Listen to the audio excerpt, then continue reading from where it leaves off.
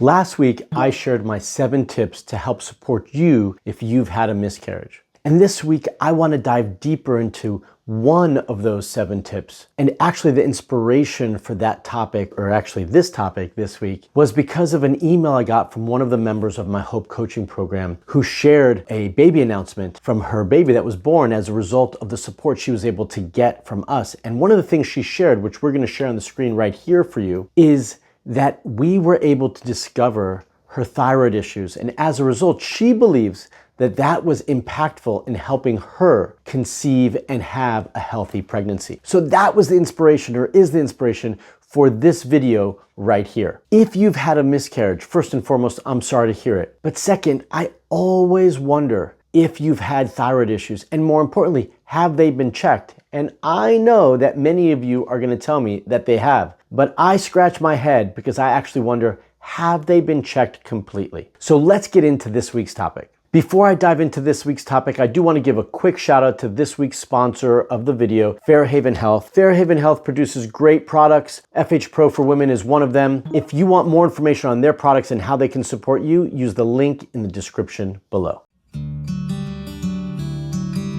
My name is Dr. Marc Sklar, also known as the fertility expert, and I've been working with couples for over 19 years to support you through your fertility journeys, through my online coaching programs and my clinic here in San Diego. And this topic, as I mentioned last week, of miscarriage is one that we address on a daily basis. But actually taking it one step forward, this topic of thyroid issues impacting your fertility and your ability to hold a pregnancy is one that I discuss multiple times a day, and why I'm bringing it up today with all of you. So last week I did mention that thyroid issues are one of the 7 areas that we need to look at when we're investigating deeper on our potential issues of recurrent pregnancy loss and inability to hold a pregnancy. And often what I hear, especially from those who join my program, my Hope Coaching Program, is that they've had all the testing done. And one of the things that we do when they join the program is they have to do some additional testing so that we can have a comprehensive analysis of what's going on. So when I review the labs that they've already had done, even though they've been told they've had all the thyroid tests done, and they believe that all the thyroid tests have been done, typically what I only see is that they've had TSH, maybe T4 or free T3, and that's about it. That's not a comprehensive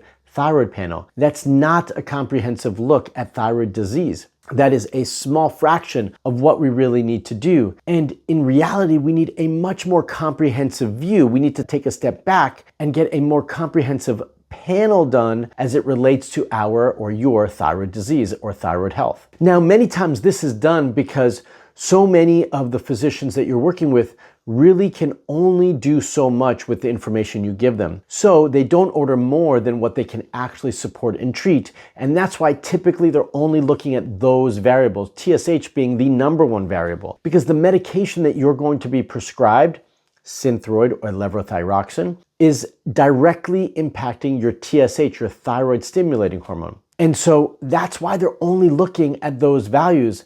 But why would we have all these other thyroid values if they were not important, if we didn't need to look at them, if they were insignificant to your overall health, and in this case, your reproductive health?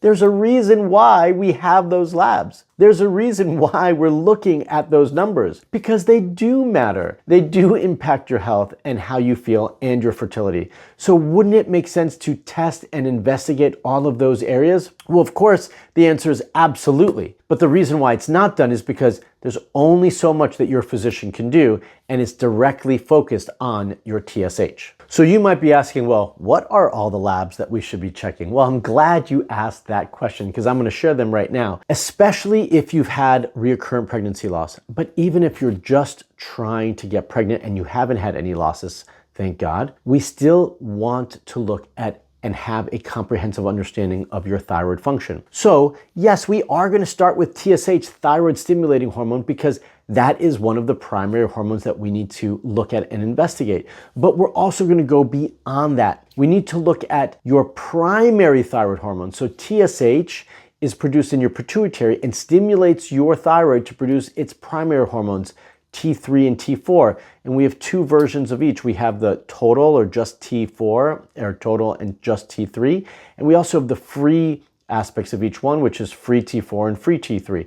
We want a comprehensive understanding of both of those, or in this case, all four of those. And then we also want to especially check our thyroid antibodies. That is TPO antibody and thyroglobulin antibody. These are important because they tell us if your body is attacking its thyroid. That would be equivalent to having an autoimmune thyroid, sometimes and often referred to, and you might know it as Hashimoto's disease, or on the other side, Graves' disease. Now, I have dove much deeper into thyroid issues in the past, so I'm gonna leave that to the other video that I have created in the past, so that if you want more information on that, you can check that out. But for this purpose, for this video, I want you to understand that these are the main hormones that you should be checking and that are important to rule out or kind of confirm that they are normal.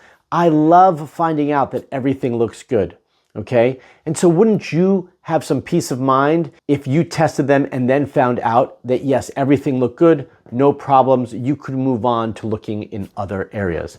Exactly, and that's exactly why we think it's important for you to check these hormones. So right now I'm going to put up a shot of all the different hormones and the reference ranges that we like to see for all of these. Now, why is this important? Well, first and foremost, you're going to find that our reference range is a little bit more narrow than the reference range you might see in the lab results that you get. Now, why is that? Well, first and foremost, we're looking at things in two ways. One is we want to make sure that your hormones, any and all your labs, not just your thyroid labs, that they are telling us that your body is functioning optimally. That's first. We don't want you to be on the fringes of anything because that tells us that something's about to go wrong, right? That you're trending in the wrong direction. We want all of that to be roughly in the middle and that it tells us your body is functioning optimally. And two, we're also looking at these from a fertility perspective. The biggest pushback that I get is my doctor tells me that my labs look normal, so we're not going to do anything, or they're not going to do anything about it. They're not incorrect from one vantage point. Yes, based on the clinical range that you get on the lab results, they fall within the normal range. But from a fertility perspective, it needs to be a little bit more narrow or controlled. And that's where these reference ranges come in. So we're going to take TSH, for instance. I think this is the easiest one to give an example for. The reference range is 0.45 to 4.5.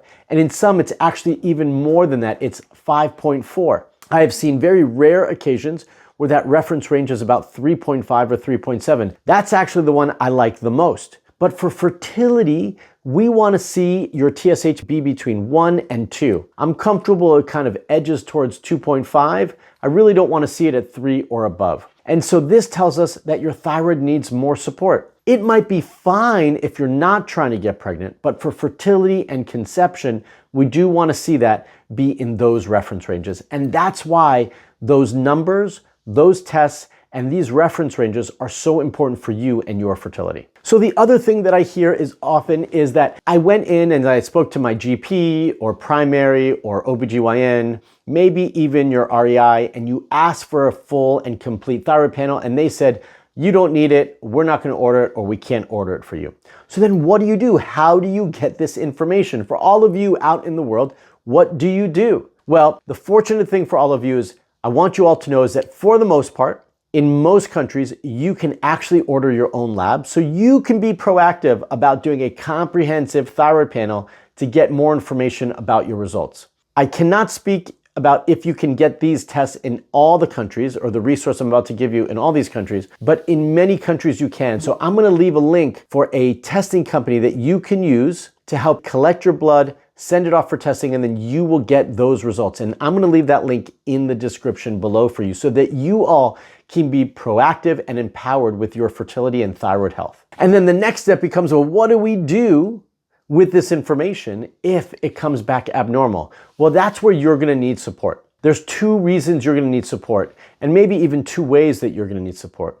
One is you're probably going to need your primary or OBGYN or someone who's supporting your general physician, or hopefully even your REI, to support you if your thyroid levels are out of range, to help them get back into range and prescribe medication. Why do I say medication? Marc, you always talk about doing things naturally, so why are you talking about using medication? Well, medication's not all bad, and we need to understand that. And in thyroid health, actually, especially, I think medication can be really useful and important and valuable. Your thyroid is really volatile and can be very difficult to control in a natural way with natural supplements. And this is an important hormone to really keep in balance and in check. And that's the first reason why it's important to be on thyroid medication if you need it. And you do need to consult with your physician about this. But number two, the second reason is once you get pregnant, and that's right, you will get pregnant. Once you get pregnant, your thyroid, your TSH has the tendency to rise and increase.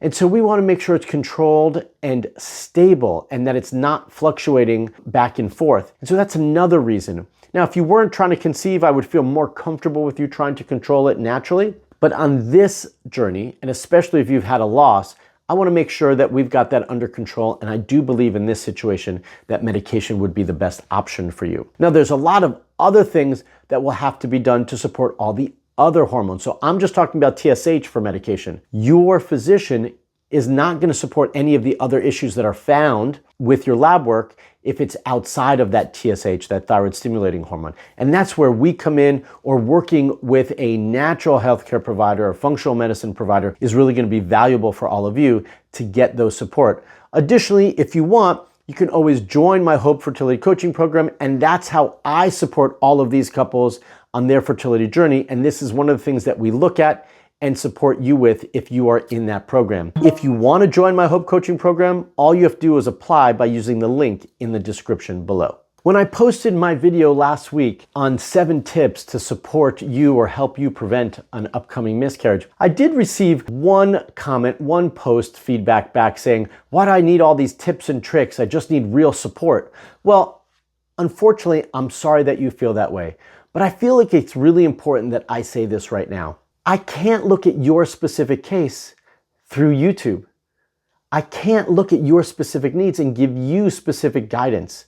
So giving you these tips, this support is my first step to getting you moving in the right direction, to give you the support that you need. And then if you want more support, from me to look deeper into your case, that's when you start working with me in my Hope Coaching Program. But these tips are important. They're not meant to be tricks or nuanced recommendations that are, not meant to be helpful. These are real things. And for many of you, you haven't done these things.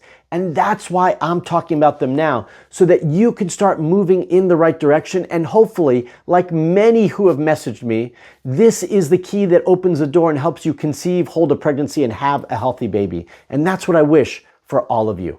So again, if you want more information on my coaching program, use the link in the description below. I also want to hear from all of you. What did you find valuable about this video? Comment below and let me know. What questions do you have that I can support you with on your fertility journey? Comment below and let me know. If you like this video, give it a thumbs up. If you're not already a subscriber to my YouTube channel, then please subscribe and hit that bell to get notified when I put out a new video for all of you. And until the next video, stay fertile.